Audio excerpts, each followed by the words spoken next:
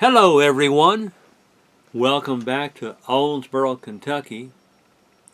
Welcome back to a YouTube channel that goes by the title of Owensboro Church of Jesus Christ.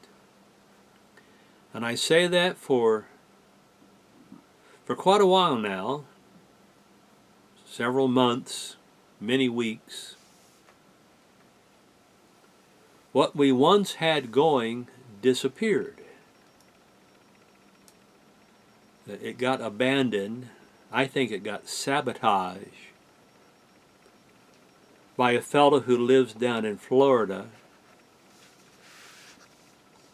whose name I will not speak because it would cause me to use many four-letter words, just to be honest with you.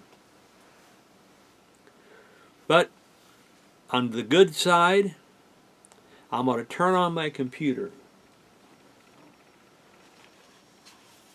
This is my computer right over here, and I want you to listen for a moment what you hear.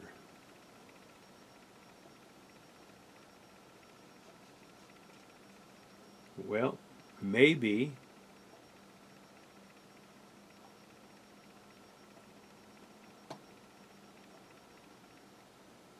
well, just hang on. Let me maybe, oh, here's something happening. Now you would say, oh Mike, that's just, way back when some little verse James wrote down. And yet, a few years ago,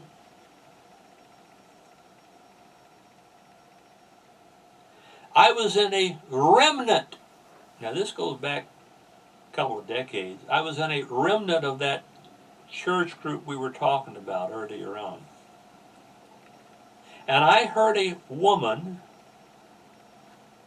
in a seminar, an open discussion. This woman thought she was beautiful. Don, do you remember her? Yeah. Do you think she was beautiful? In her own eye. No. Did you think she was beautiful? No. No. Okay. I hope you guys could hear that. That is a video with Michael C. speaking, and it was made a few weeks ago, or a few months ago, but within the last day or two, our new executive producer, a fellow I call Luke, a very good friend of mine, was able to get that video established on an official YouTube channel, Owensboro Church of Jesus Christ. And I am presuming that Luke will continue to be able to add to that. And I think it's wonderful. Now, one thing is sad. All those videos which I once had, I don't know, it was up over 500 videos, they are apparently gone, just washed away. And that little worm down in Florida is responsible for it.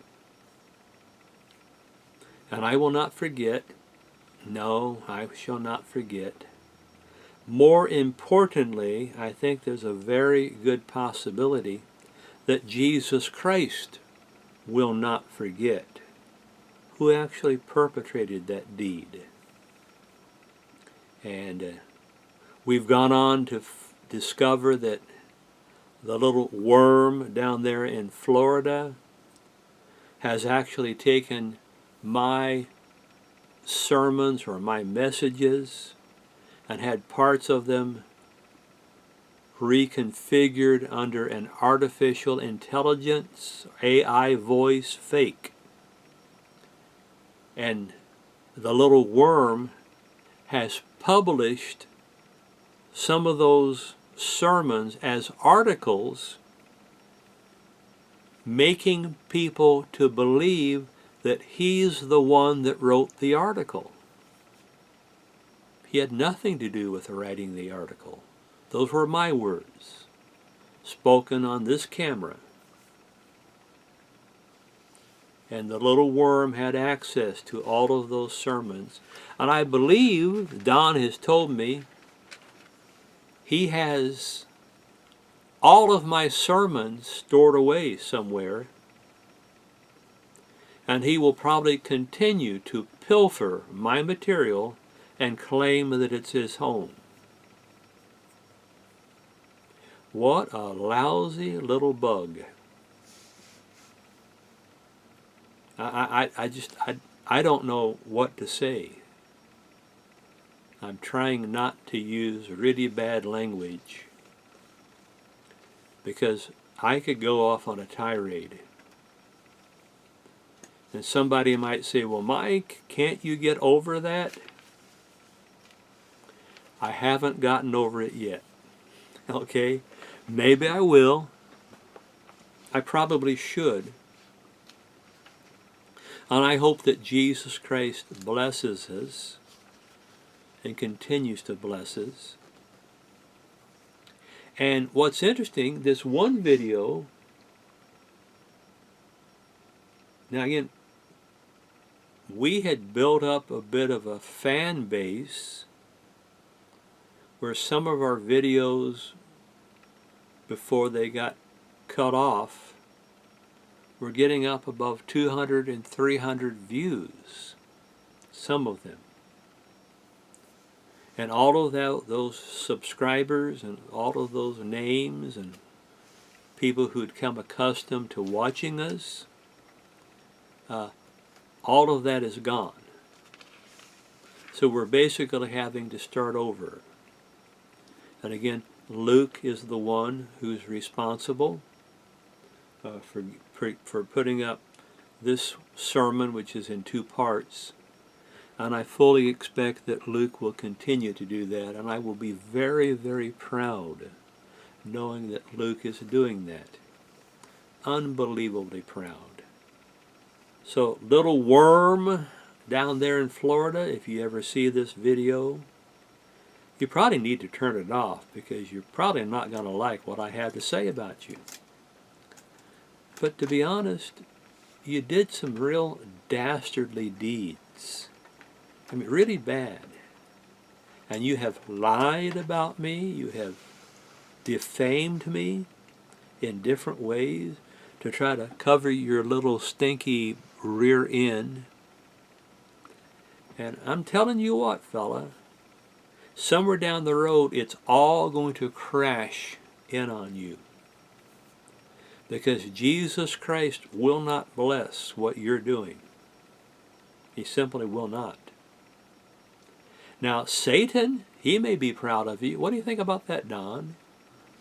Do you think Satan might be proud of his mischievousness? Could be. Could be.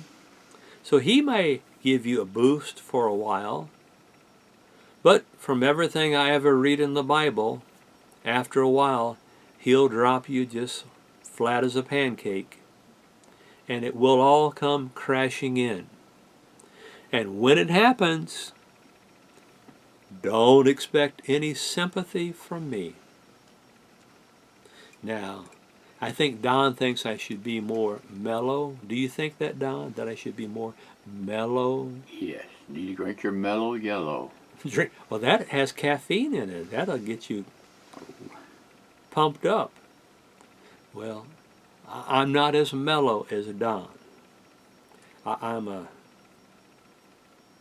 been a baseball umpire and sports official since I was 15. And there are times you just have to roll up your sleeve and take care of business. So, little worm, you need to pray every night that I never travel down to the Tampa Bay area.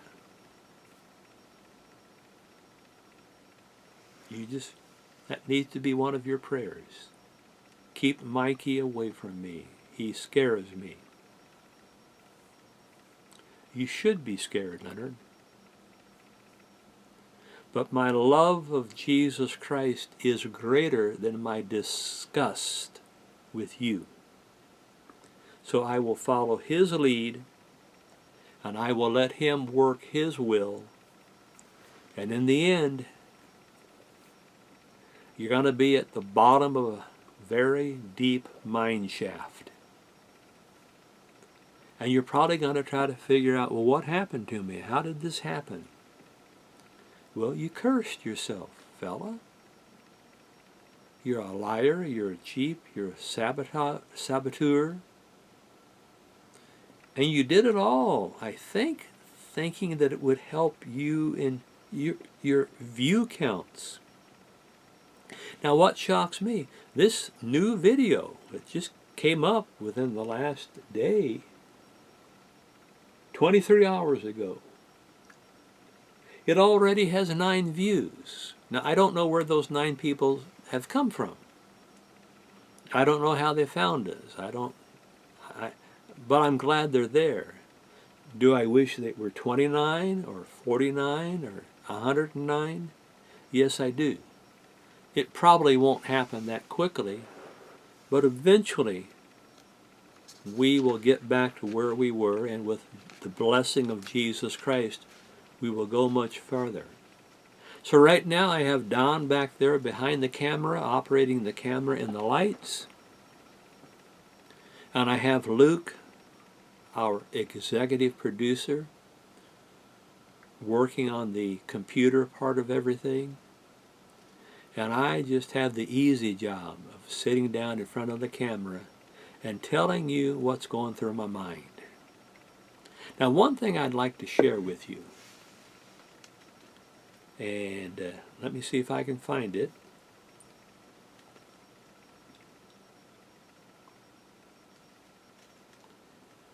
As all of you who have watched any of these videos, how you must know that the relationship between Luke and Michael C. is very solid. We're the best of friends. And I couldn't be happier about that.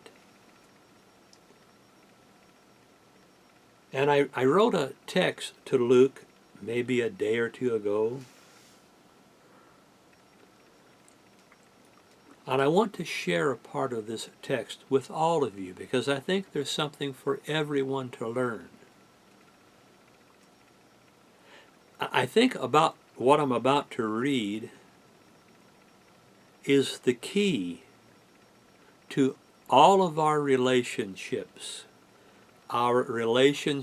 with Jesus Christ and God the Father, which is obviously very important, and our relationships with our fellow human beings, and hopefully our spiritual brothers and sisters. And I say this, it's a pretty long text, I'm not going to read the whole thing, but this one paragraph says, I have mentioned to you before, Luke, and now I mention it to you again. The aspect of our friendship which I most admire is that you and I can be totally honest and open with one another. There are no secrets. There are no deception. There's no judgmentalism. The relationship which I have with Luke reminds me of my relationship which I want to have with Jesus Christ, one in which there is, now this is what we all should strive for, whether we're communicating with Jesus Christ or whether we are communicating with a spiritual friend. I want there to be total honesty, complete openness, open communication, total trust, no deception, no lies, complete respect, total commitment and dedication, and unrestricted outflowing of concern and love. And then I go on to say some other things to Luke. But that's what I think, that's what I want my relationship with Jesus Christ to be.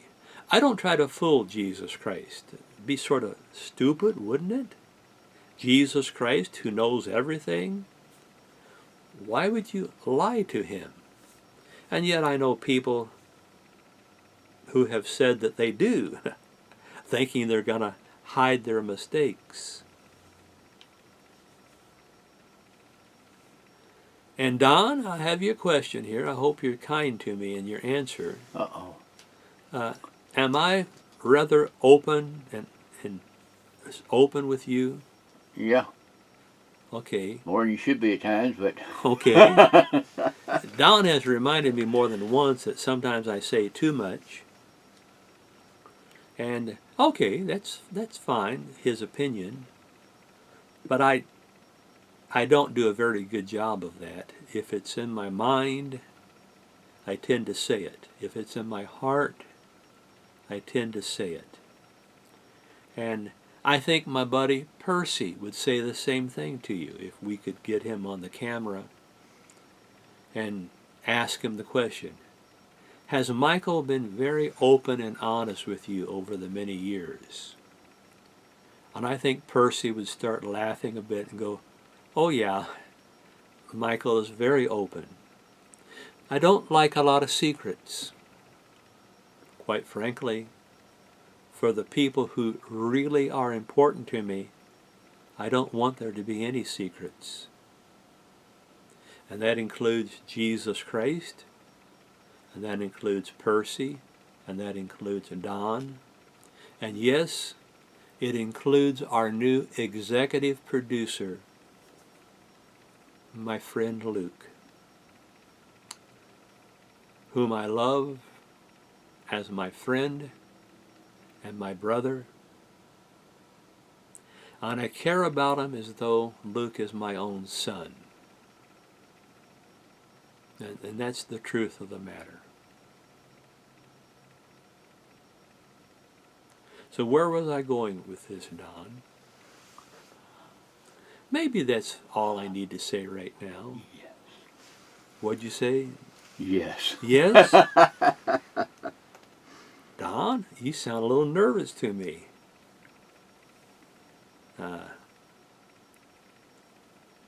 Luke asked me just the other day. He said, have your videos ever been edited? Like, do I edit out something that I have said?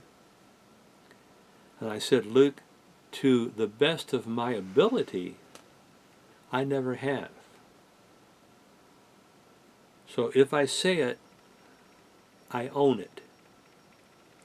But then Don told me, and either I wasn't aware of this or I had forgotten it. Don told me that the little worm down in Florida, now did I hear this right, Don? That you said he had indeed edited some of my material? When he made books and stuff on some of your sermons, he cut out, I guess, where you talk about yourself and things like that, and it's just more basic to the sermon. But it was my material. Yeah. That he was stealing? Well, most of it he gave you credit for. Okay, at that time he was giving me credit. Well, isn't that sweet? That was sarcasm, folks. Big time sarcasm. But I am so proud to know that Luke is on board. Now I will say that on Tuesday, Luke and I had a fantastic afternoon, which we had the opportunity to spend together.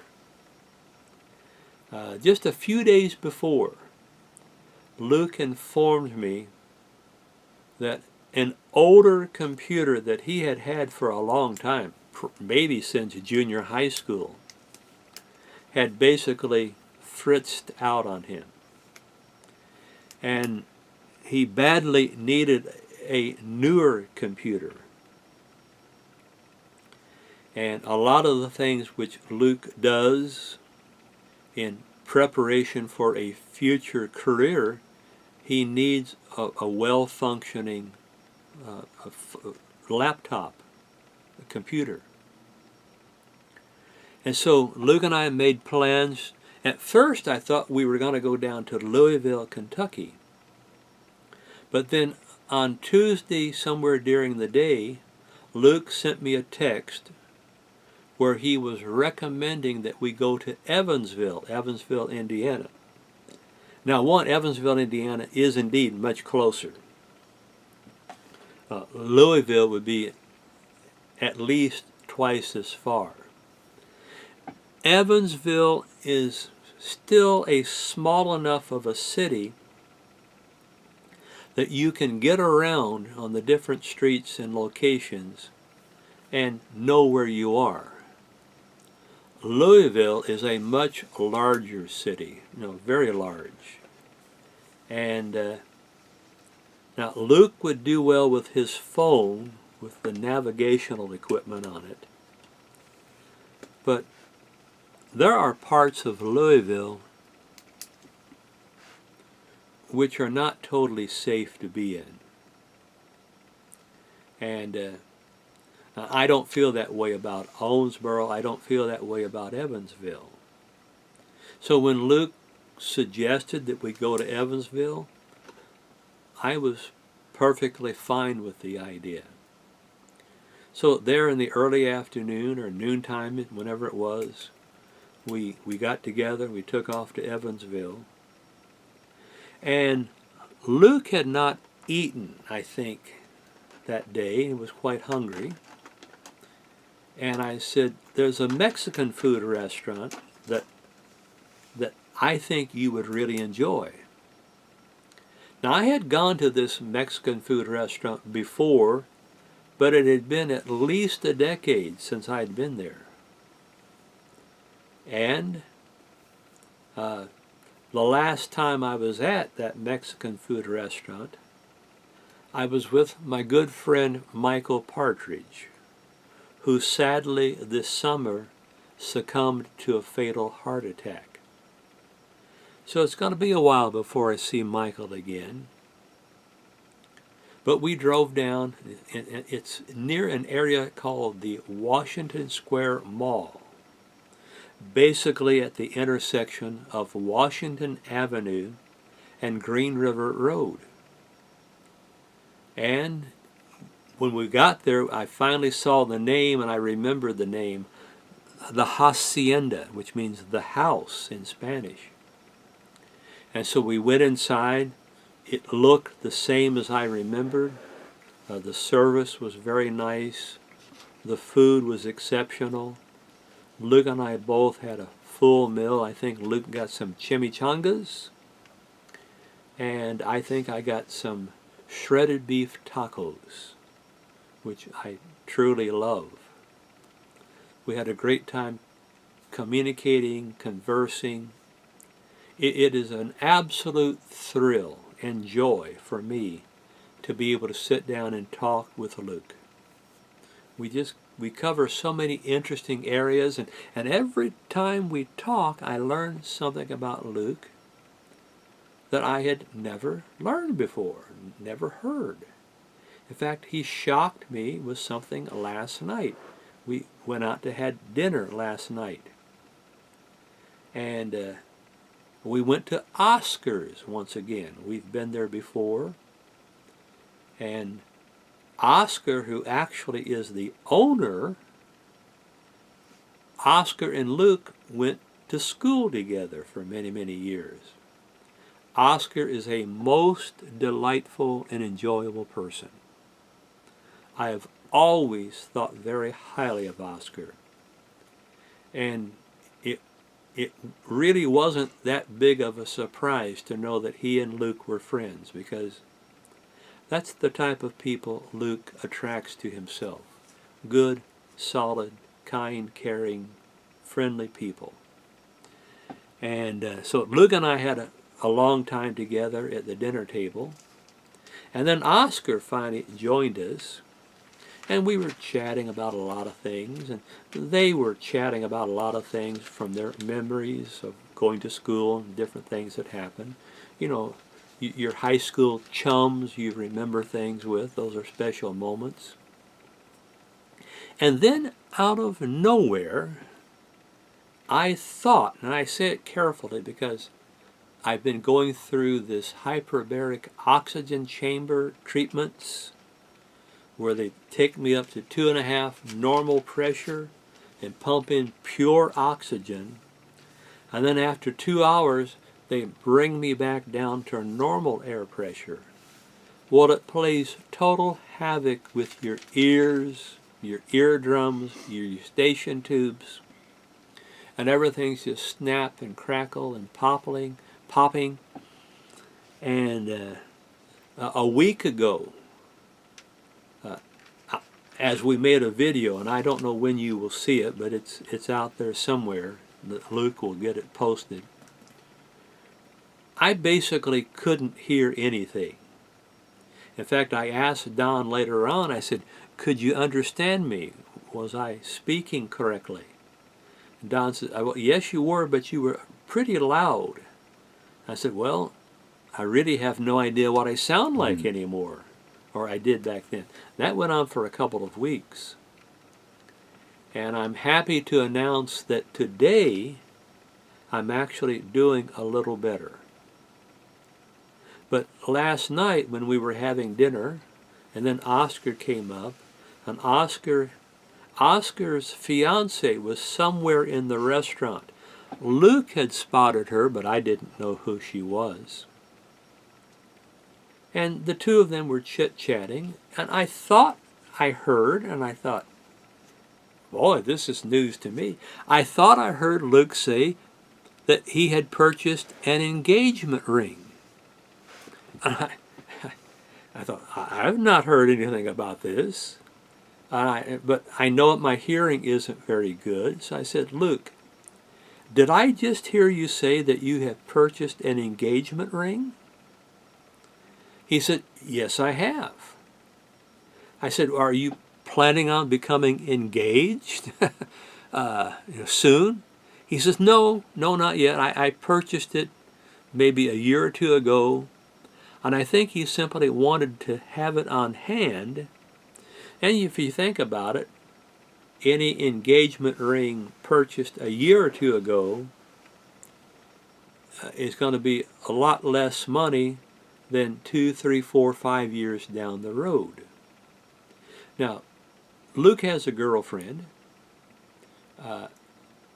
I don't know if this is the person who will end up receiving that engagement ring. I don't stick my nose in Luke's romantic life. I've told him that from the beginning. If there's something you want to tell me, I'll listen. If there's some advice you want me to offer, I will do my best. But by and large, I don't want to pester you or to heckle you or to trouble you or bother you by your ideas and notions of your romantic life. They're sort of none of my business unless you want to share them with me. And I've tried to honor that. Now, I will say there were a couple of young ladies that I didn't think much of. I knew that they had great interest in Luke. I saw this down at the gym. And I said, Luke, I got to tell you, the one lady, I won't name her name, she is a beautiful young lady, no doubt in my mind. Beautiful. Everything about her is beautiful. Beautiful face, beautiful hair, beautiful body, well-trimmed, muscular. But I said, Luke, in my opinion, there is evil in that young woman. Evil. And Luke paused for a moment and said, yeah, you're probably right.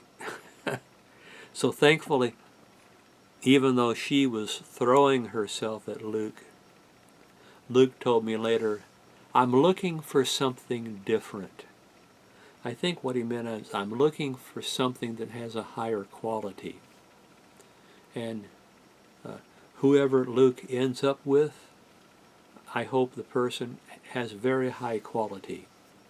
And I hope she becomes a tremendous life partner and wife and future mother. I've jokingly asked Luke, if it's possible, could you name your firstborn son Michael? Now, I would love that. That might happen after I'm not breathing anymore, but if I were someday to hear of that, that would be quite an honor. I would be very pleased by that. But anyway, that part about the engagement ring, just had no idea that Luke was going to say that. But then he explained everything. And I don't know how the conversation happened. It was between Oscar and Luke. And if they actually gave this young lady, some young lady, whoever it is, an engagement ring, and then the engagement fell apart, I think I asked, would you let the woman keep the ring, or would you want it back? And both Luke and Oscar almost simultaneously said, no, I'd want it back. It's my ring. I'm the one that bought it. Which I thought was funny. Do you think that's funny, Don? Yeah, there could probably be a big fight there. Well, now I heard something on Fox News that technically, if an engagement has taken place and then the engagement breaks up, the man has every legal right to get the ring back because it is his property. He's the one that gave it. And the idea was engagement to be married. And if the marriage never happens, well, the man deserves to have the ring back. And it was a fairly expensive ring. I thought, my. Luke told Oscar, I think he said, for a couple of years I just didn't have much money at all, spending money, because I was putting everything into paying off that ring. Well, someday I hope Luke finds that special lady, whoever she is, maybe the one he knows now. None of my business, none of my business. Oscar asked me last night, well, Mike, what do you think of such and such? I said, Oscar, I really can't give you an opinion because I haven't spent very much time around her. I've met her 2 or 3 times down at the gym. And I noticed that every time Luke and I were talking at the gym, she would tend to sort of drift away into the background, like she didn't want to interfere with our conversation. But if she's the one, then great. If there's somebody else on the roster somewhere down the road, then great for that. I just hope that Jesus Christ guides and leads Luke to make the best decision possible. And I've told Luke on many, many occasions, Luke, I'm going to support you no matter what you do. I'm going to support you. I'm going to be with you. I'm going to do everything I can to help you. And I just hope for your sake and for your happiness' sake that you end up picking the correct one. Whoever that is. Whoever that is. But it will be interesting for me to see all of that unfold throughout the coming months or years. Don, he shocked me again last night. What? I said, Luke, when are you planning on getting engaged? And he said, well, sooner than later. He said, I'm not going to be one of those people that waits till he's 30. Uh-oh. And I said, well, what are you talking about? He says, well, maybe a couple, 3, 4 years from now. And Luke and I had never discussed this topic, so I found it immensely interesting. Again, my prayers, earnest prayers, is that Jesus Christ will guide Luke to find the best possible match for him and for his future, and for the sake of his future children, who one of them might get named after me. I think that's funny. Oh, I would love it if it happened. I don't know how that will work out. But if it happens, I hope I'm still alive and can hear it and can enjoy it and have a big smile. Well, we've talked about the book of Revelation, and the last time we talked about the book of Revelation, I think it was a couple of weeks ago, we had entered into the 7 seals in chapter 6. Now, I got to tell a story. Don, you tell me if you agree or disagree with this. Okay. There are times when you and I have had a sort of a funny sense of humor. Uh-huh. Is that true? Sure. Yeah, it's true. I enjoy having a sense of humor. And there were times where I would be locally here in Owensboro speaking before a crowd, and I would say the term, the 7 seals of the book of Revelation. Now, Don, on many of our trips down to Texas and other places, I'd say, Don, there's a cow. Mm. Okay, I hope you heard that. And then I'll say, Don, look, there's a horse. He'd sort of make a horse sound. And he didn't make a very good one there. He normally makes better horse sound. You want to try it again? Okay, that was much better. And then I say, well, Don, I think I see a pig over there. Okay. So this is just a game we played as we traveled between here and mainly Texas, just to pass the time. And every so often I would say, Don, the 7 seals. What do you think about that? Now, it was a long-standing joke. It made Don laugh, it made me laugh. But one time, I really think I went too far, and I really think I put Don on the spot. I think I made him a bit uncomfortable.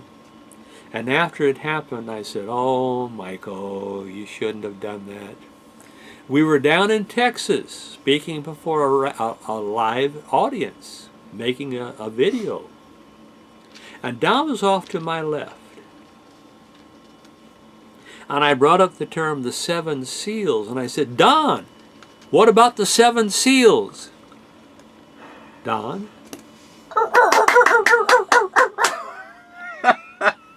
And Don got this look in his face, like, what am I doing?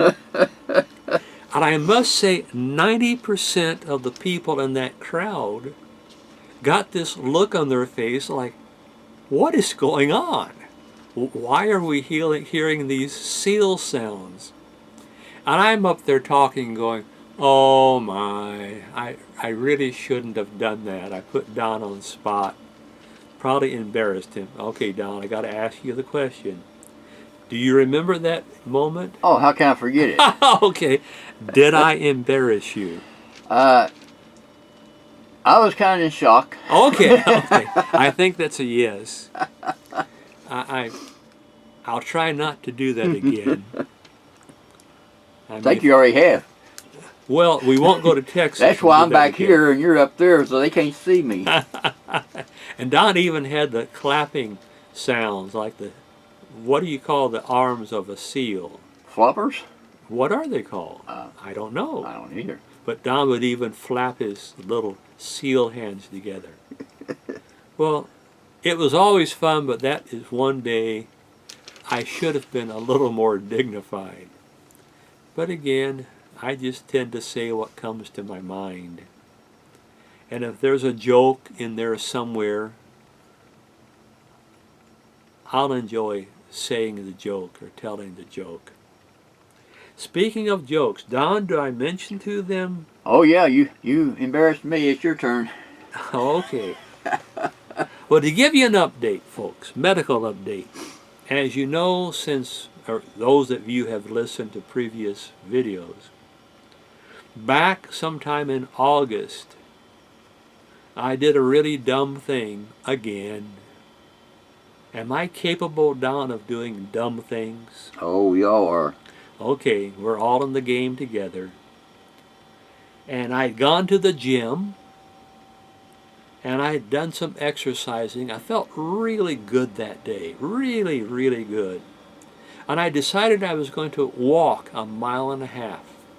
At that particular gym, that's 15 laps. And I felt perfectly fine. It was wonderful. But what I didn't figure on, that morning I had not put on any socks.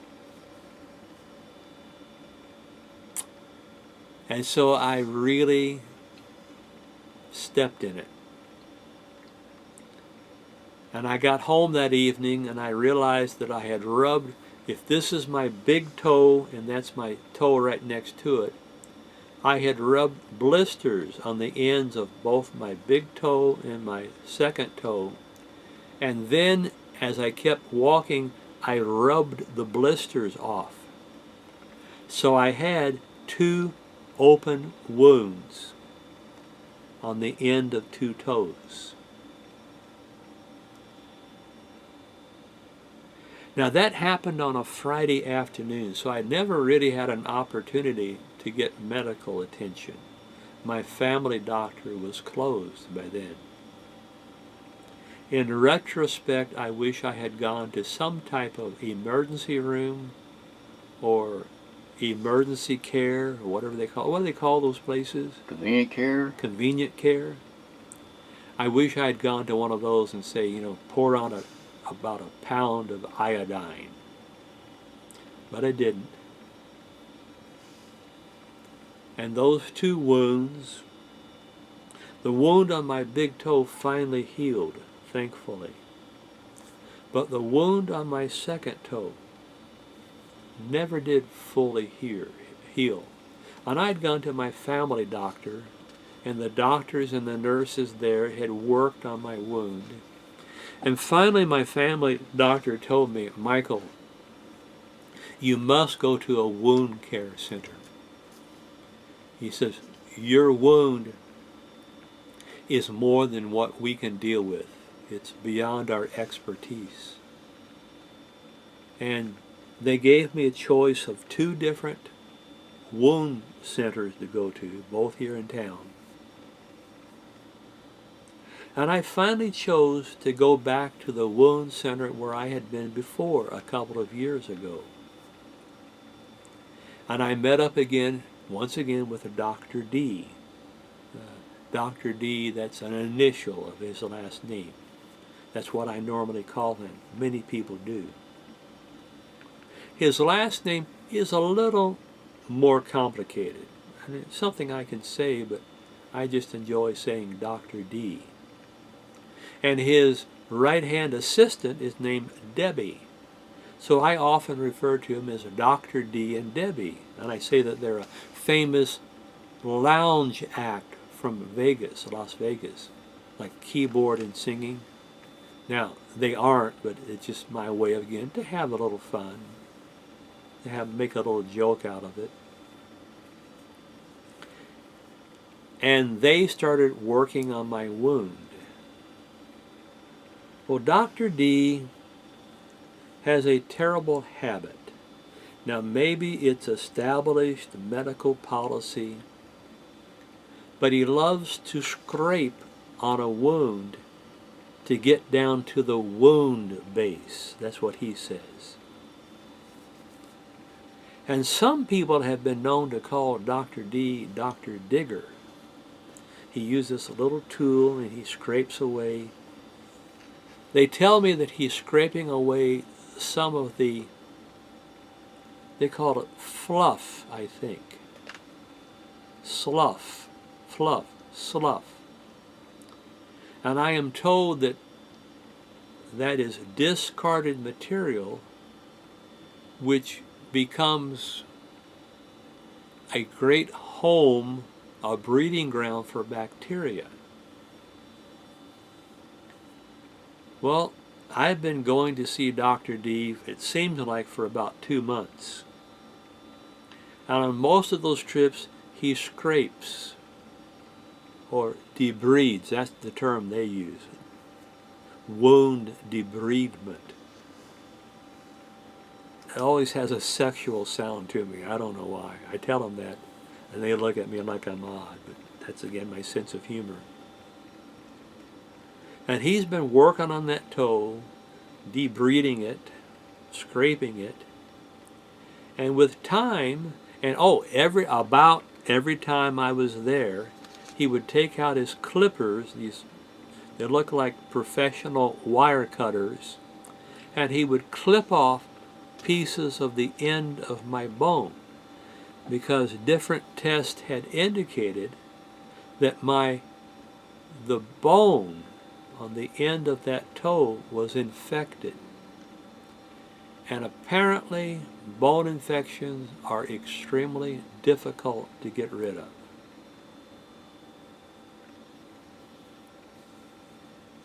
Lucky me. And so I'd say, do you have to clip away the bone? He says, if it has an infection in it, it will never be good for anything. And I just sort of think, oh, no, no, no, no. And so week after week, he kept clipping, kept clipping, kept clipping. My toenail on that toe had vanished in all of these procedures.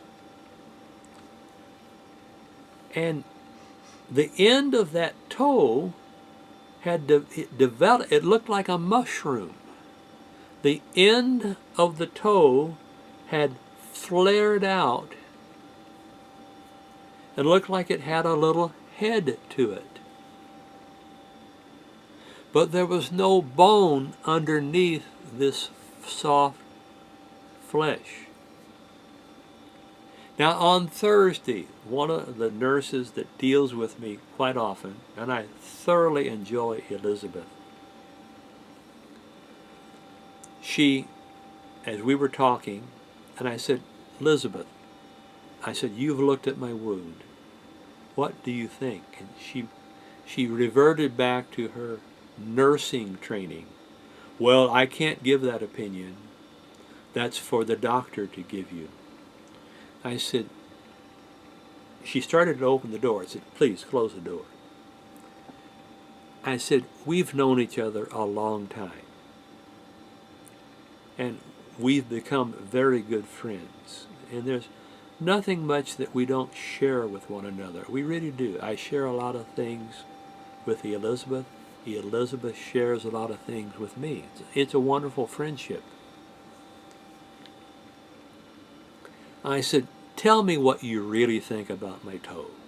Just be bluntly honest and tell me what you think. And she said, well, Michael, I think the end of that toe needs to be cut off by about 4 centimeters, a little less than 1/4 of an inch. She says, it's just loose, floppy flesh, and it's not healing very quickly. She says, I think you would be better off if the end of that toe were cut off and allow it to start healing properly again. And I thanked her. I said, thank you. I know you stepped a little bit out of your bounds, but I appreciated it. So I had a lot of time to think what Elizabeth had told me. And then eventually Dr. D and Debbie come strolling into my exam room. And Dr. D looked at my toe again and said, Michael, I really think the best procedure that we can do for you now is to remove about that much of the end of your toe, because there's no bone underneath it anymore. It's gone. And this is just floppy flesh, and it's going to impede healing, and it could get hung up on things in the future. If it were to heal, it has no firmness to it.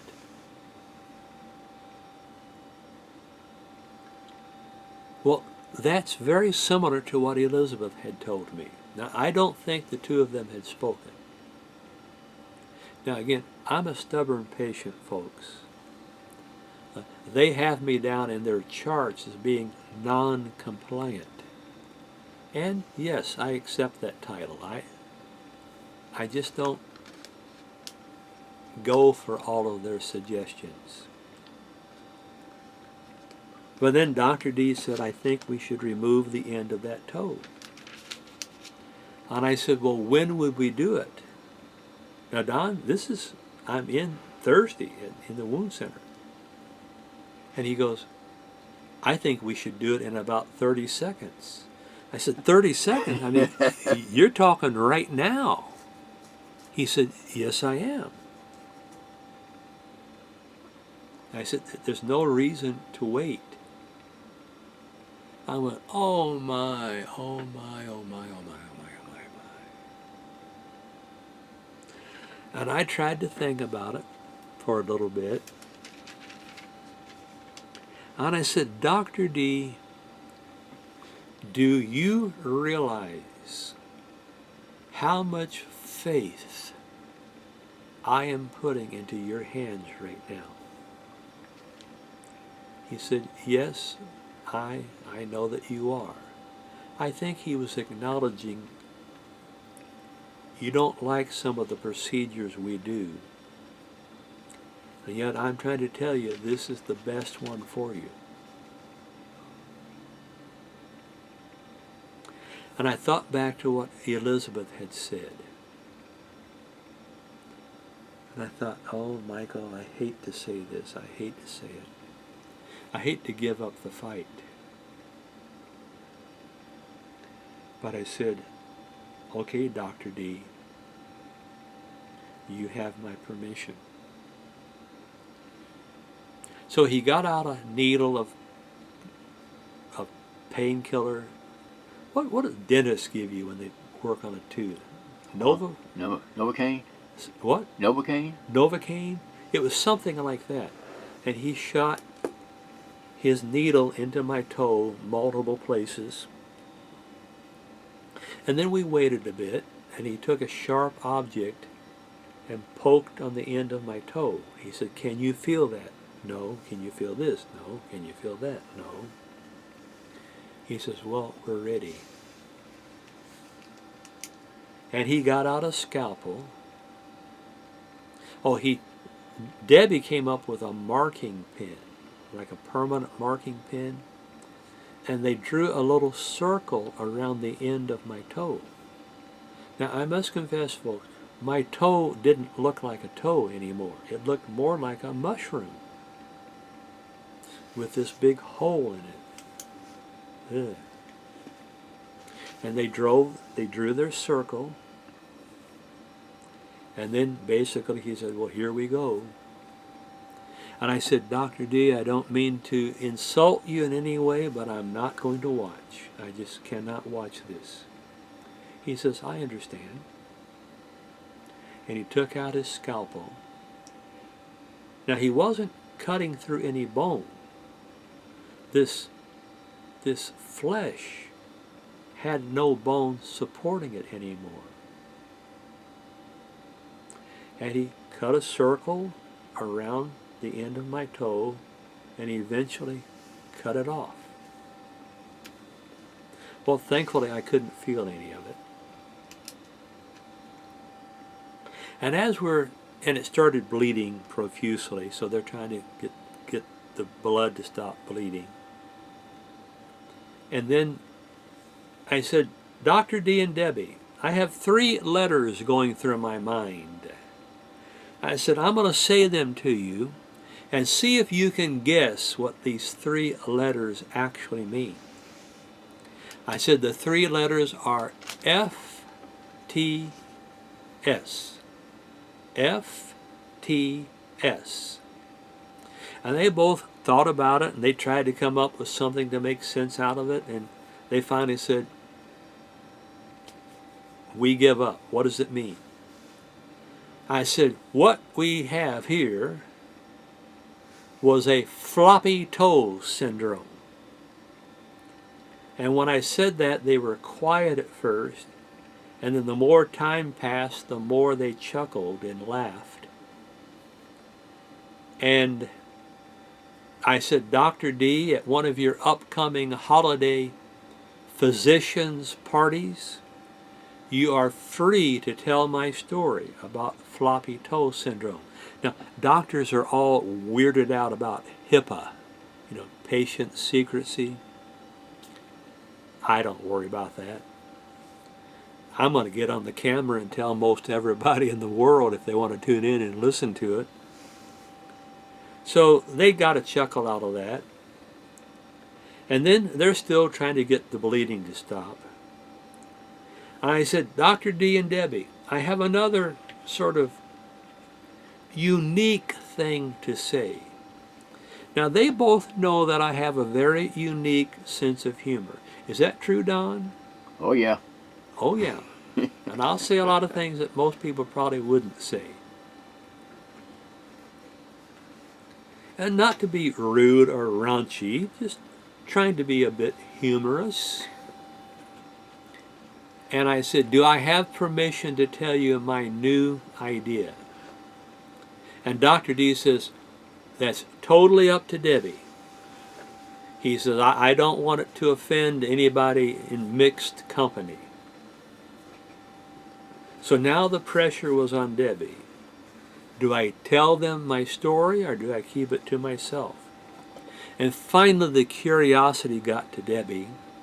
And she said, is this really bad? I said, well, actually, it's a Bible word. I'm going to be talking about Bible stuff. And she sort of rolled her eyes like, I don't totally believe him. But she said, okay, go ahead and say. And I said, you won't be offended? She said, no, I'm okay. And I said, what Dr. D just did a few moments ago was he circumcised the end of my toe. And they both got this sort of shocked look. And I said, the word circumcise. Circum means a circle. Size means to cut. I said, you cut a circle around the end of my toe. It was a type of circumcision. And the more they thought about it, the more they started laughing. And I said, Dr. D, you have my total permission for you to tell this story at any future dinner party you attend.